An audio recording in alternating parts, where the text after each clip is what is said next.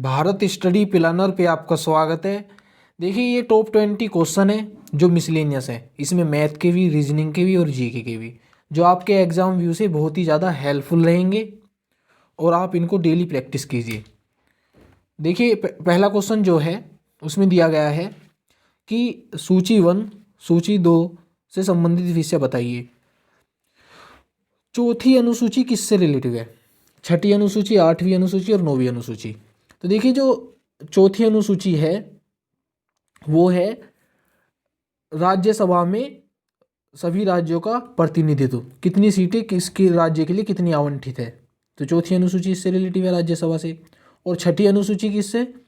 छठी अनुसूची है कि जो नॉर्थ और ईस्ट के जो राज्य हैं, असम, मेघालय, त्रिपुरा, इनमें जनजातीय क्षेत्र के संसद में आवंटन सीटों का। तो छठी अनुसूची का किससे संबंध है? जनजातीय क्षेत्र से। और आठवीं अनुसूची में है हमारी भाषाओं का, जो 22 भाषाओं का विवरण है। तो आठवीं अनुसूची में भाषाओं का विवरण। और नौवीं अनुसूची में है भूमि सुधार से रिलेटिव। और ये कैवे संविधान संशोधन द्वारा जोड़ी गई थी नौवीं अनुसूची? पहले संविधान संशोधन द्वारा 1951 में। तो नौवीं अनुसूची का किससे संबंध है? भूमि सुधार से। तो देखिए ए का ABCD,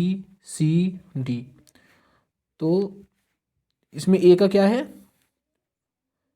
तीसरा राज्यसभा, छठी अनुसूची का जनजातीय मामले चौथी, और सी से आठवीं अनुसूची का भाषाओं का, और डी का क्या है? नौवीं अनुसूची का भूमि सुधार एक। तो इसमें 3 4 2 1, तो 3 4 1 2 1 हमारा कोई सा भी ऑप्शन नहीं है, तो आप इसी करोगे 3 4 2 1। चौथी अनुसूची का राज्यसभा से, छठी अनुसूची का जनजातीय क्षेत्र से, आठवीं अनुसूची का भाषा से, और नौवीं अनुसूची का भूमि सुधार से। अगला क्वेश्चन देखिए, एक सड़क 1000 मीटर लंबी है, उसके दोनों किनारों पर 20 मीटर के अंतर पर पौधे लगाए जाएं तो कितने पौधे लगाने होंगे? तो देखिए इसमें क्या है कि आप 1000 मीटर लंबी सड़क है, ठीक है, और इसके दोनों तरफ लगाने हैं पेड़। तो आप क्या कीजिए, और 20 मीटर के अंतर पर 1000 को 20 से भाग दीजिए, तो कितना आएगा? 50। तो कितने पेड़ लगाने होंगे? 50। और एक शुरुआत में भी लगेंगे 2 पेड़, एक यहाँ, तो 50 इस तरफ और 50 इस तरफ, और एक इस तरफ ये, और एक तरफ जो शुरुआत में ही लगेगा पेड़। तो 2 ये 50 और 50 100, और 2 102। तो टोटल कितने पेड़ लगेंगे? 102। तो इसमें कौन सा ऑप्शन सही है? A option. देखिए एक छोटे वे में लेके देखिए, आप 100 मीटर लंबी सड़क है, ठीक है, और उस पर 2 मीटर के अंतर पर लगाने हैं कितने? 10 मीटर एक लंबी सड़क है, और उसके 2 मीटर के अंतर पर लगाने हैं। तो एक पेड़ यहाँ आएगा, एक पेड़ तो शुरुआत में ही लगेगा ना, तो 2 मीटर का अंतर, 2 2 और 2, और एक यहाँ, तो 2। तो देखिए कितने लगे? 2 2 4 2 6 2 8, 10 मीटर तो हो गया। 1 2 3 4 5 6, तो 6 पेड़ लगे। और आप क्या करते? 10 से 2 से भाग दोगे, और कितना आएगा? 5। और एक कहाँ जोड़ा तुमने? एक पेड़ जो शुरुआत में लगेगा। ऐसे ही मैंने इसमें क्या है कि जो 1000 मीटर लंबी सड़क थी उसके 20 से भाग दिया, और फिर दोनों तरफ लग रहे हैं उसमें, तो दुगना करा, और उसमें 2 पेड़ जोड़े जो शुरुआत के थे। तो इसमें कौन सा ऑप्शन सही था? वो ए ऑप्शन सही था। अगला क्वेश्चन देखिए, आरबीआई का मुख्यालय कहाँ पर स्थित है? जो आरबीआई का मुख्यालय है वो दिल्ली, कोलकाता, मुंबई, चेन्नई। तो जो आरबीआई का मुख्यालय है वो मुंबई में है। इसकी स्थापना 1 अप्रैल 1935 को हुई थी। और इसके जो गवर्नर हैं प्रेजेंट टाइम, जो गवर्नर हैं वो शक्तिकांत दास है, और वो 25वें नंबर के गवर्नर हैं।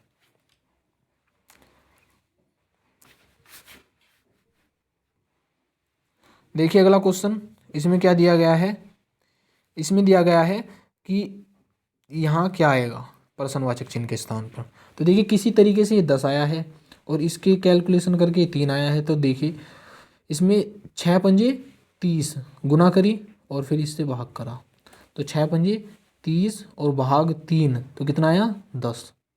इसी तरीके से ये गुना करो 8 दूनी 16 और 16 को काय से भाग करें कि जो 4 है, तो 16 को 4 से भाग करिए तो 4 आएगा।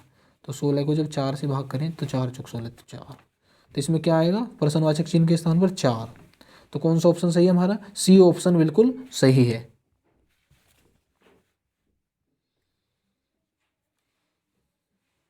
देखिए ये क्वेश्चन,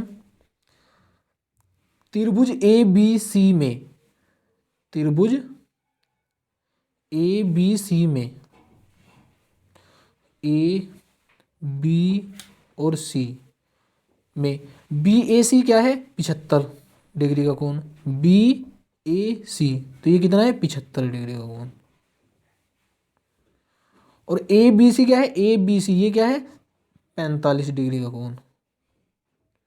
तो बी सी को डी तक बढ़ाया गया, बी सी को डी तक बढ़ाया गया, चलो हो गया। तो ए सी डी एक्स डिग्री है, तो ए सी डी ये कितना है एक्स डिग्री का कोण। तो आपको बताना है 60 डिग्री गुना एक्स बटे 3%। तो देखिए जो आप इसको काटिए कि प्रॉपर्टी है कि जो भाई अंत्य एंटीरियर इंटीरियर जो कोणों का योग बाह्य कोण के बराबर होता है। तो 75 और 45 10 5 10 और एक कैरी 7 और 4 11 12 120। तो ये कितना होगा 120 डिग्री। तो एक्स का मान कितना आया 120 डिग्री। और आपको क्या बताना है 60 का एक्स का 1/3%, तो 60 डिग्री गुना एक्स का मान कितना आया था 120 डिग्री बटे 3 और परसेंटेज को क्या लिखोगे गुना 1/100। तो इससे देखिए ये 0 कैंसिल और इससे ये 0 कैंसिल और 3 दूनी 6 और 12 दूनी 24। तो कितना आया इसका मान 24 डिग्री। तो कौन सा ऑप्शन सही है, सी डी ऑप्शन हमारा सही है बिल्कुल। तो अगला क्वेश्चन देखिए आप, जो अगले क्वेश्चन में दिया गया है, इसमें दिया गया है कि मिट्टी के घड़े में किस क्रिया के कारण जल ठंडा रहता है, द्रवण, वाष्पीकरण, ऊर्ध्वपातन या उपरोक्त में से कोई नहीं। तो देखिए जो घड़ा होता है उसमें जो ठंडा होता है पानी वो किसकी वजह से होता है, वो वाष्पीकरण के कारण से। तो इसका बी ऑप्शन सही है बिल्कुल।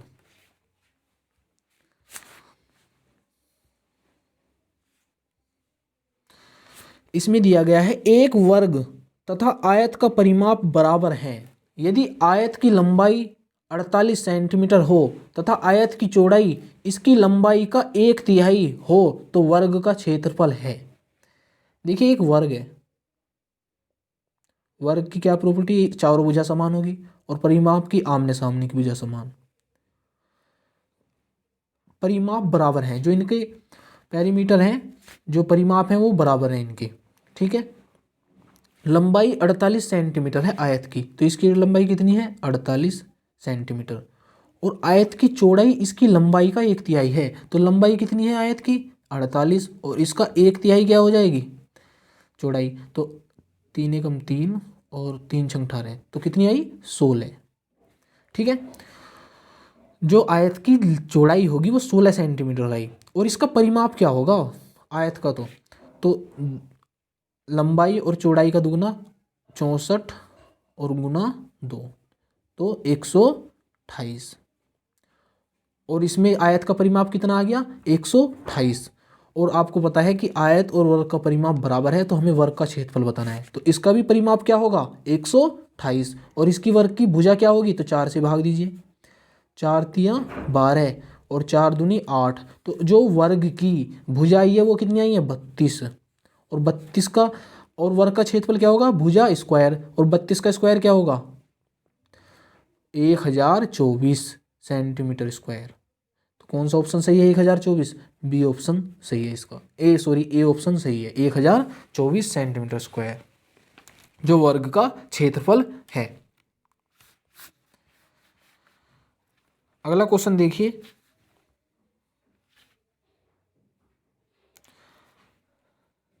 लाख बख्श के नाम से जाने जाने वाला शासक कौन था, बाबर, अकबर, कुतुबुद्दीन ऐबक, इल्तुतमिश।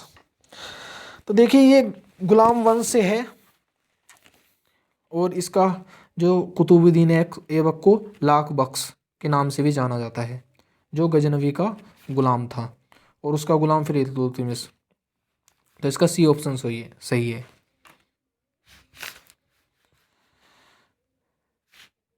देखिए इसमें क्या दिया गया है, निम्नलिखित संख्या अनुक्रम में ऐसे कितने जीरो हैं जिनके बाद सम संख्या तथा पहले विषम संख्या है। तो कितने जीरो हैं ऐसे जिनके बाद तो सम संख्या और शुरू में पहले क्या है विषम संख्या और बीच में है जीरो। तो देखिए सम संख्या जो दो से विभाजित होगी और विषम संख्या जो अपने आप से होगी या एक से विभाजित होगी, और अन्य से भी हो सकती है विषम संख्या, तो आप जानते ही हो। तो देखिए मैं ज़्यादा एक्सप्लेन नहीं कर रहा, क्वेश्चन ही कर रहा हूँ। जिनके बाद में सम संख्या और पहले विषम संख्या, तो देखिए कौन से हैं वो। एक तो ये हो गया 302, देखिए सम संख्या और शुरुआत में क्या है विषम संख्या, और क्या है, आगे चलिए इसमें ये रहा, आगे सम संख्या और पहले विषम संख्या, जीरो के बाद में सम संख्या और पहले विषम संख्या। एक ये रहा, और क्या है, एक ये रहा देखिए। तो और तो है नहीं, ये तो बाद में भी सम संख्या है और शुरू में भी सम संख्या। तो कितने हैं ऐसे जीरो जिनके बाद में सम संख्या और शुरुआत में विषम संख्या, तो 3 है। तो बी ऑप्शन सही है इसका बिल्कुल। अगला क्वेश्चन देखिए, मोती मस्जिद किस नगर में स्थित है। ये आगरा, जयपुर, लाहौर, अहमदाबाद। तो मोती मस्जिद किस नगर में स्थित है, आगरा में। तो इसका क्या ऑप्शन सही है, ए ऑप्शन बिल्कुल सही है। तो देखिए ये शाहजहां ने बनवाई थी, और जो मोती मस्जिद आगरा इसमें जो इसमें लाल किले के अंदर है वो बनवाई थी उसने, औरंगजेब ने। और मोती मस्जिद किस नगर में स्थित है, आगरा में।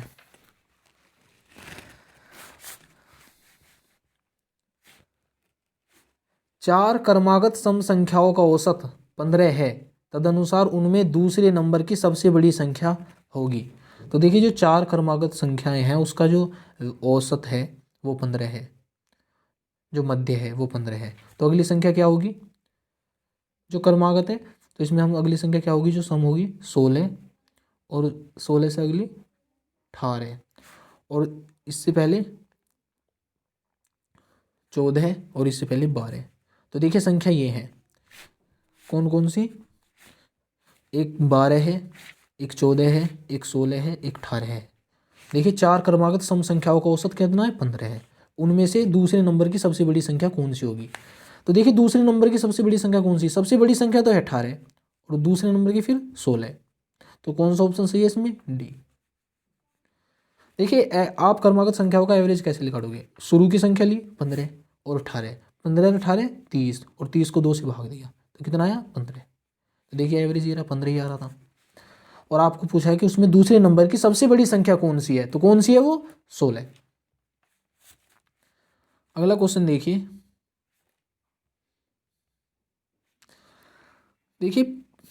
पी ने उत्तर से दक्षिण की ओर यात्रा शुरू की और वह समकोण पर दाहिने घूमी और फिर दोबारा समकोण पर दाहिने घूमी, अंत में वह कौन सी दिशा में चल रही थी। तो देखिए समकोण आप समझते हैं कि समकोण क्या होता है, 90 डिग्री का, जिसका एक कोण 90 डिग्री का होगा। और आपको देखिए उसी अनुसार चलाना है।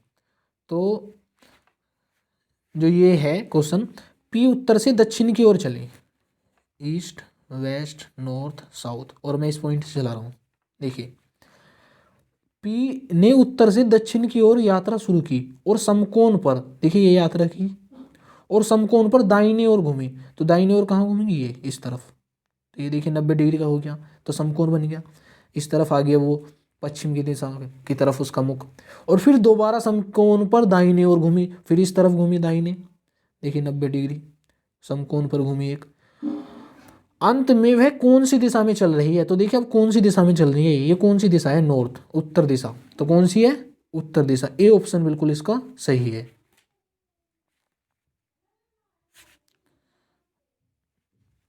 अगला क्वेश्चन देखिए, जो अगले क्वेश्चन में दिया गया है,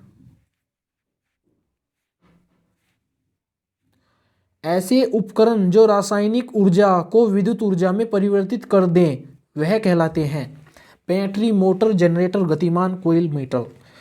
तो देखिए जो रासायनिक ऊर्जा का विद्युत ऊर्जा में परिवर्तन, तो वो क्या है, बैटरी। तो देखिए रासायनिक ऊर्जा का विद्युत ऊर्जा में, जिस प्रकार देखिए मोमबत्ती रासायनिक ऊर्जा का काहे में, प्रकाश ऊर्जा में या ऊष्मा ऊर्जा में परिवर्तन होता है। जैसे मोटर भी है एक तरीके से, मोटर क्या करता है, जो विद्युत मोटर है विद्युत ऊर्जा का काहे में परिवर्तन करता है, और उसमें जो ये है विद्युत मोटर विद्युत ऊर्जा का परिवर्तन करता है ये। तो देखिए ये मोटर जो है वो कायमी बदलता है, ये भौतिक ऊर्जा में उसे क्या कहा जाता है, विद्युत ऊर्जा से, ओहो हाँ, यांत्रिक ऊर्जा में जो परिवर्तन करता है तो उसका है, मोटर करता है विद्युत ऊर्जा को यांत्रिक ऊर्जा में। तो इसका कौन सा ऑप्शन सही था हमारा, कि रासायनिक ऊर्जा को विद्युत ऊर्जा में कौन परिवर्तित कर रहा है, बैटरी, और जो मोटर करता है वो करता है विद्युत ऊर्जा को यांत्रिक ऊर्जा में। जिस प्रकार आप आटे की चक्की को चलाते हैं विद्युत ऊर्जा से काय में परिवर्तन हो रहा है उसका, यांत्रिक ऊर्जा में। तो अगला क्वेश्चन देखिए, इसमें दिया गया है कि बच्चों की एक पंक्ति में नीता का क्रम बाएं सिरे से 15वां है, बाएं सिरे से क्या है 15वां, और दाईं ओर 4 स्थान आगे सरक जाती है, तो 1 2 3 4 आगे सरक जाती है, तो दाएं सिरे से 8वां क्रम हो जाता है। तो इस तरफ से क्या होगा, दाएं सिरे से 8वां, क्या हुआ 8वां। तो पंक्ति में कुल कितने बच्चे हैं, तो देखिए इस तरफ से जो बाईं तरफ से होगा इसका स्थान 15 16 17 18 19, तो 19वां होगा, और दाईं तरफ से क्या हुआ है 8वां, तो 19 और 8 कितने हुए 27, और 27 में से एक घटा दीजिए 26, क्योंकि 2 बार काउंट होता है, तो 26। तो पंक्ति में कुल कितने बच्चे हैं 26, तो बी ऑप्शन इसका बिल्कुल सही है। अगला क्वेश्चन देखिए,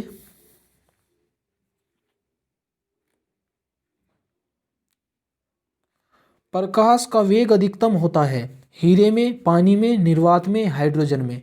तो देखिए प्रकाश का जो वेग होगा, जो गति होगी, वो काय में होगी, निर्वात में।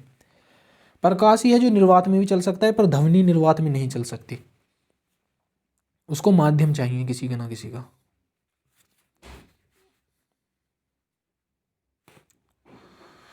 दो संख्याओं का अंतर 5 है और उनका गुणनफल 336 है, तो उन संख्याओं का योग क्या होगा। तो देखिए जो अंतर है x माइनस, एक संख्या x मानी और एक संख्या y, तो x माइनस वाई बराबर क्या है 5, और इन संख्याओं का गुणनफल क्या है 336। तो देखिए जो योग होगा इन संख्याओं का, x प्लस वाई का स्क्वायर बराबर x माइनस वाई का स्क्वायर प्लस 4xy।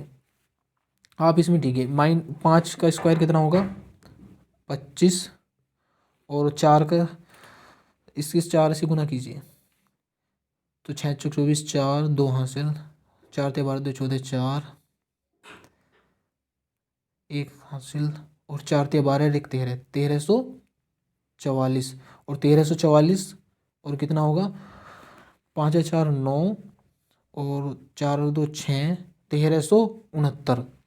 तो देखिए x प्लस वाई का स्क्वायर कितना आया 1369, और x प्लस वाई क्या होगा इसका फिर वर्गमूल कीजिए, तो x प्लस वाई क्या आएगा 1369 का वर्गमूल, तो कितना आया 9 का स्क्वायर 7, तो इसका कितना 37।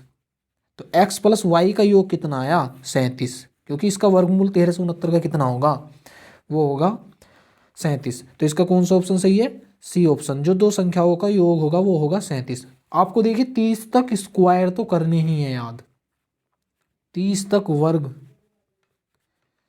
स्क्वायर कर लीजिए, बहुत हेल्पफुल रहेंगे, और 20 तक क्यूब घन, ठीक है। अगला क्वेश्चन देखिए, जो अगले क्वेश्चन में दिया गया है,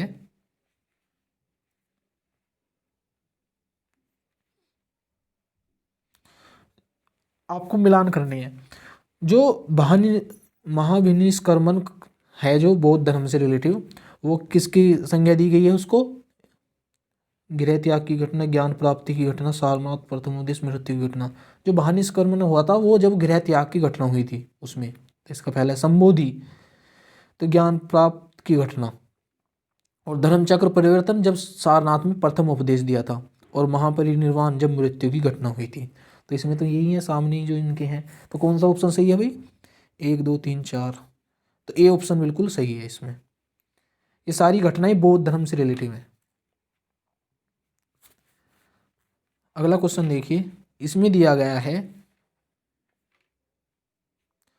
यदि परसों बृहस्पतिवार था, तो देखिए आज टुडे, तो परसों बृहस्पतिवार था, तो कल और परसों बृहस्पतिवार, तो इस दिन बृहस्पतिवार था। तो कल के 4 दिन बाद, तो कल के 4 दिन बाद 1 2 3 4 कौन सा दिन होगा? तो देखिए यहाँ बृहस्पतिवार था, तो अगले दिन क्या होगा? बृहस्पतिवार से अगला दिन शुक्रवार, शनिवार, रविवार, सोमवार, मंगल, बुध, बृहस्पति। तो ये कौन सा दिन होगा? वो भी बृहस्पति ही होगा। तो इसमें कौन सा ऑप्शन सही है? B option. अगला क्वेश्चन देखिए, जीव विज्ञान की किस शाखा में जीवों के संक्रमण के प्रतिरोध का अध्ययन किया जाता है? Immunology, immunology, cryptology, pathology. देखिए इम्यूनिटी से रिलेटिव बात करी गई है, तो देखिए इम्यूनोलॉजी, इम्यूनोलॉजी से ही तो बना है इम्यूनिटी शब्द। तो इसका कौन सा ऑप्शन सही है? B option. जो संक्रमण के प्रतिरोध का अध्ययन किया जाता है, प्रतिरोध का, उसमें इम्यूनोलॉजी से। अगला क्वेश्चन देखिए भाई, जो अगले क्वेश्चन में दिया गया है, 74वें संविधान संशोधन अधिनियम द्वारा भारतीय संविधान में कौन सी अनुसूची जोड़ी गई थी? देखिए जो 9वीं अनुसूची जोड़ी गई थी वो पहला संविधान संशोधन द्वारा 1951 में जोड़ी गई थी। 10वीं अनुसूची जोड़ी गई थी, दल बदन कानून से रिलेटिव है ये, और 1985 में जोड़ी गई थी 52वां संविधान संशोधन द्वारा। और 11वीं अनुसूची क्या है से रिलेटिव है? 11वीं अनुसूची है नगर पंचायत से रिलेटिव, ग्राम पंचायत से रिलेटिव। ये 73वें संविधान संशोधन द्वारा जोड़ी गई।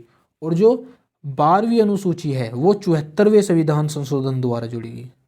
जो 12वीं अनुसूची है वो 74वें संविधान संशोधन द्वारा जोड़ी गई। जो इसमें काय का प्रावधान है? नगर पालिका के स्थायित्व से रिलेटिव, जो जहाँ नगर पालिका होगी उसका प्रशासन कैसा होगा। तो ये 12वीं अनुसूची है। तो इसका कौन सा ऑप्शन सही है? डी ऑप्शन बिल्कुल सही है। तो देखिए ये आपके क्वेश्चन हो चुके हैं, और अगर जो आपकी ये हेल्पफुल करते हैं तो आप ज़रूर कमेंट बॉक्स में बताइए, और इसको लाइक कीजिए, और स्टडी ग्रुप में शेयर ज़रूर कीजिए। ठीक है।